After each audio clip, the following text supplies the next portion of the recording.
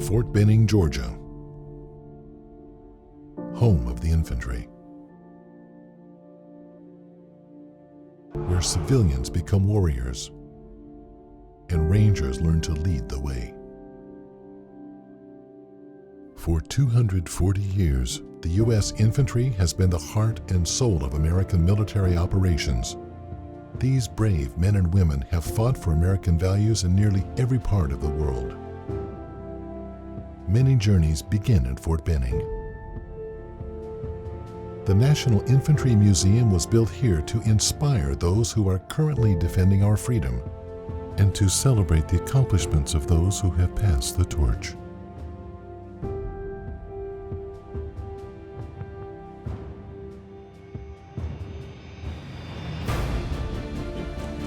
In 2001, America was thrust into a new kind of war.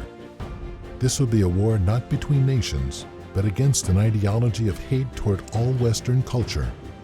The unconventional war that stretched across Iraq and Afghanistan following the terror attacks on September 11th called again for the skills and services of these elite warfighters in seeking out and eliminating threats to freedom and peace.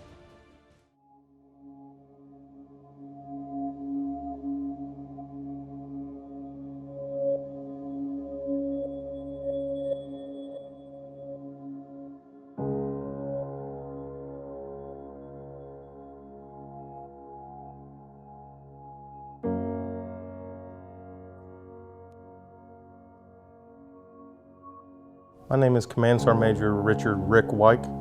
I was in the Army 29 years, 9 months. Grew up around Stone Mountain, Georgia. Came in the Army in October of 1983 as just a high school graduate, never really been much of anywhere.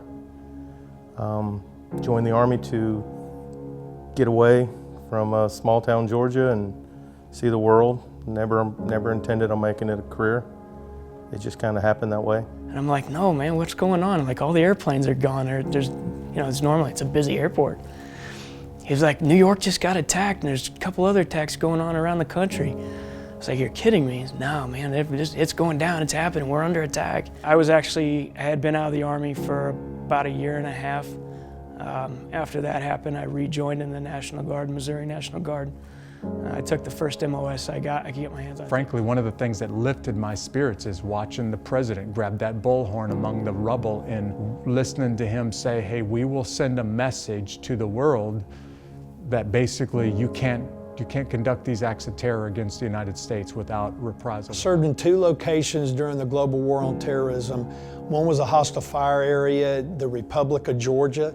Then in 2007, I served a year in Iraq, down in the southern part along the Iranian border. In Iraq, our mission was to remove Saddam Hussein and his tyranny that he had there. So the plan was made for the 173rd to parachute into Bashir Airfield in northern Iraq. I mean, we supported so many different infantry battalions, and I mean, we would support, let me think about this for a second. We would support the 3187 Roxxons. One of the biggest transitions that I had to do personally in the military is I spent 13 years as an infantryman and then became a chaplain. My mission was no longer about fighting and killing the enemy. Now it was fighting for the spiritual condition of my men. The mission was to cleanse the last stronghold of Al-Qaeda in Iraq. And we rolled in and it became a dismounted operation because the convoy was going under an overpass and they had placed IEDs up above and down below. And he was taking rounds right across his chest. And he's like, lay down, fire now, I need fire now, I'm pinned down, fire, fire, fire. It was a privilege to be able to stand over those boots and a rifle and a helmet and say, this is what makes our country great.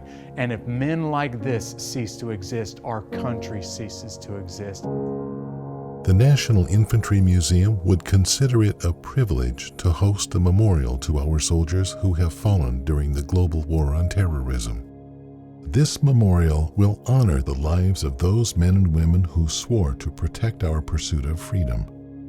Every person who will be memorialized here lived a life of strength, hope, and courage. These heroes are not defined by the way they died, but how they lived. This memorial is to remind us of the cost of freedom. Never forget.